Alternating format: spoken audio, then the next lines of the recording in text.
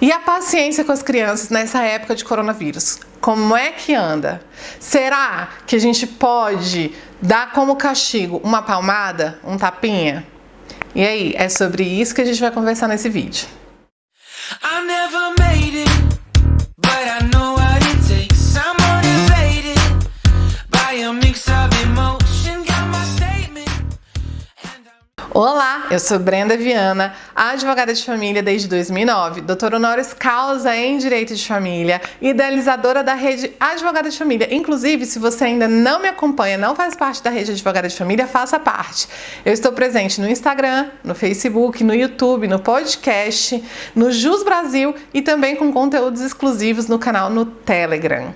Bom, para participar do vídeo de hoje, eu vou trazer uma pessoa muito especial que vai estar aqui comentando comigo algumas decisões e também dando sua opinião sobre as proteções para as crianças. Então, com você, Lucas!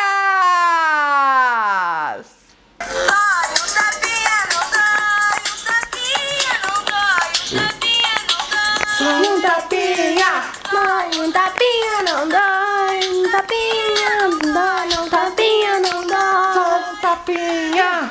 Lucas, primeiro, para quem não conhece, Lucas Fernandes, meu filho. Mamãe quer agradecer muito de você estar aqui participando. Eu sei que isso é um desafio para você, porque você não gosta muito de aparecer, né? Mas a gente vai falar sobre um tema muito importante hoje, não é, filho? Que é? Conscientizar os pais que nessa época de isolamento social, o que está acontecendo?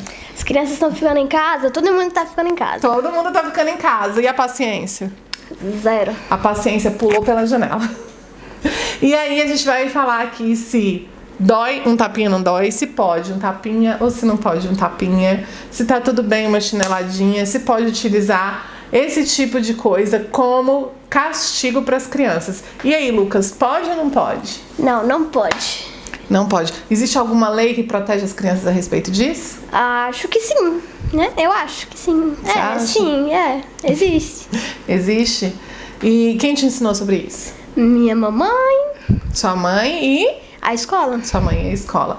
Existe sim, gente, a proteção da criança e do adolescente está prevista lá no Estatuto da Criança e do Adolescente. E no artigo 18A, a gente tem, então, a proibição do castigo físico, também proibição do castigo vexatório e humilhante.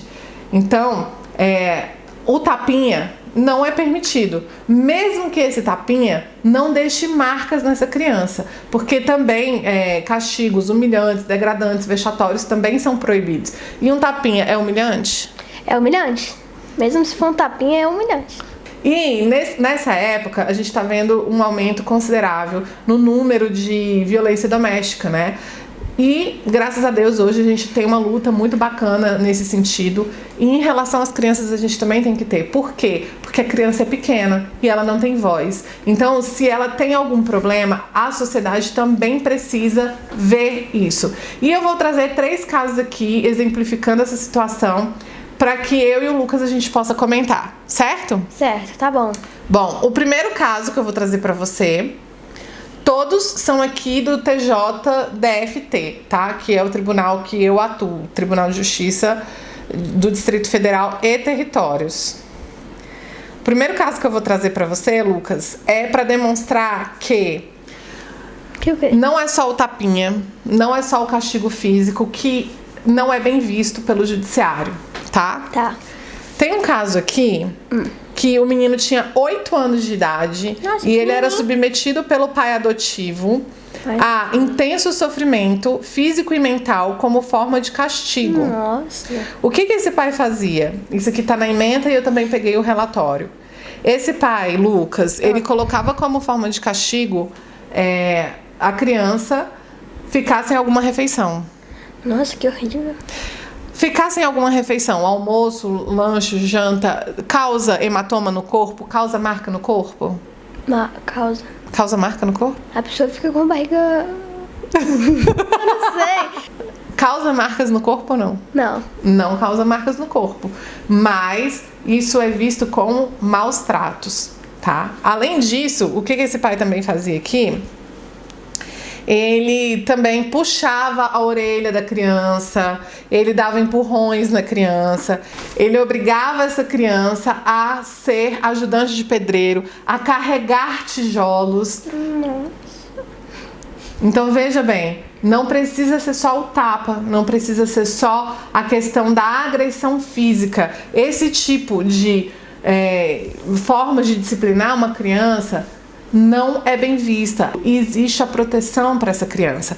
Lucas, às vezes, sabe o que acontece? As pessoas denunciam aquele pai ou aquela mãe em maus tratos baseado no artigo 136 do Código Penal. Mas lá tem umas exigências que é maus tratos de uma maneira genérica. Para falar sobre criança, a gente tem o Estatuto da Criança e do Adolescente, que no artigo 232 ele fala o seguinte, que é maus tratos. Quer ver? Submeter criança ou adolescente sob sua autoridade, guarda ou vigilância a vexame ou a constrangimento, detenção de 6 meses a 2 anos. Então, carregar tijolo para uma criança de 8 anos é constrangimento? É. E também é um constrangimento físico, né? Nesse caso também, ele fala de sofrimento mental. E o que era o sofrimento mental? A criança narra aqui que ela reprovou porque o pai colocava para trabalhar como ajudante de pedreiro, que quando estava com ele não comia direito. E também falou que o pai pegava pelo pescoço, puxava a orelha e chamava de filho de chocadeira, porque ele era filho adotado, né? Chamava de filho de chocadeira, filho da puta e rapariguinha. Então, esse era o sofrimento mental. Castigo não é só agressão física, né, Lucas? Também é verbal. Verbal, dói também, não dói? Aí a gente tem o segundo caso, Lucas.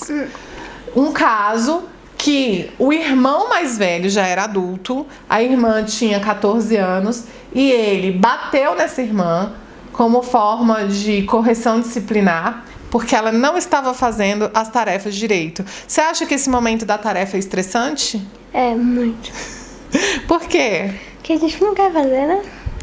Qual que é a sua sensação quando a gente fala assim, Lucas, vai estudar, vai fazer tarefa? A gente tá perdendo tempo com nossos amigos. Então, é óbvio, essa fase, né, de tarefa, de estudo, é uma fase que já requer um pouco mais de paciência. Passar isso para um irmão mais velho não é legal. E aí, o que esse irmão mais velho fazia, Lucas? Aqui tá na ementa. Crime de maus tratos, o irmão adulto em face de uma irmã criança, abuso de meio de correção ou disciplina. Aí fala o seguinte, ó, na espécie, trata-se de delito de maus tratos praticado por irmão adulto contra criança, mediante abuso nos meios de correção disciplinar. Então, nessa fase que as crianças estão todas em casa, suas aulas estão sendo aonde? Em casa. Nessa fase que as crianças estão todas em casa e que a gente não tem o suporte da escola, que muitas vezes essa criança passava um longo período lá e a gente está o tempo todo agora com essa criança, a gente precisa de um pouco mais de paciência. E o último caso aqui, o que me deixou chocada e que eu até quero ver com o Lucas, o que ele acha disso, se ele tem esses pensamentos. Foi uma avó que foi denunciada, não só a avó, tá? A avó, a mãe, e tem até uma parte aqui do relato da psicossocial. Lucas, olha os pensamentos da avó. Você me fala se a sua geração concorda com esse pensamento ou não. A avó colocou que, quando necessário, aplica correções por meio de chinelo. Entendo que correções físicas são necessárias desde que não haja excesso. E aí, sua geração pensa que chinelada é correção? Não, não pensa. Como é que a sua geração hoje pensa que tem que ser corrigido os filhos? Tem que conversar com a criança, deixar ela de castigo de não poder mexer na coisa que ela gosta, tipo eletrônico, celular. E olha só a mãe. A mãe diz o seguinte: a criança é muito ativa e quando se tenta dar-lhes limites, ele reage com gritos. Trouxe corrigi-lo por meio de tapas nas mãos, quando faz algo que não lhe é permitido, mas procuraria manter diálogo com a criança sobre os limites colocados. Veja bem, aqui o tapa na mão provavelmente não vai deixar marcas físicas, mas foi entendido como maus tratos. Inclusive a psicossocial fala: a conclusão da psicossocial observou-se nos atendimentos realizados haver uma tendência das cuidadoras de fulano de tal em apoiarem-se em discursos de justificação de suas condutas que enfatizam a culpabilização da criança. Ou seja, a pessoa quer dizer que ela perdeu a paciência por conta de atitudes da criança. Gente, criança é ativa. A Júlia é ativa? Muito. Pula o tempo todo, brinca o tempo todo, ela tem uma energia que a gente não tem. Esse vídeo é pra dizer pra você que tapinha pode? Não, não pode. Tapinha não pode. Se por um acaso seu filho estiver fazendo alguma traquinagem, alguma coisa que te tire a paciência, e eu sei o quanto isso é difícil, pense em outras maneiras, né, de você conseguir chamar a atenção dele. Pense em outras maneiras que não o castigo físico. Não tá tudo bem o tapinha, não tá tudo bem a chinelada, tá? Isso pode ser considerado maus tratos. Então, já finalizando esse vídeo, agradecendo a sua presença aqui, Lucas. Obrigada, filho, pela sua participação aqui. Mamãe sabe que é um grande desafio para você. Eu quero deixar um alerta para os pais. O artigo 1638 diz que perderá por ato judicial o poder familiar o pai ou mãe que castigar imoderadamente o filho. Então, além de não poder, porque tá lá no artigo 18A, como eu disse pra você aqui, da proteção da criança e do adolescente, a gente também tem essa previsão. Então você pode acabar perdendo o poder familiar, pode ser considerado maus tratos e por isso você pode ter a guarda invertida. Então não dá tapinha, não dá chinelada, porque dói. Um tapinha Dói. e dói muito. Eu espero que você tenha gostado desse vídeo. Convida aí, filho. Faça parte da rede Advogada de Família. Faça parte da rede Advogada de Família, porque é gratuito, faz bem e é feito com muito carinho pra você. Até a próxima!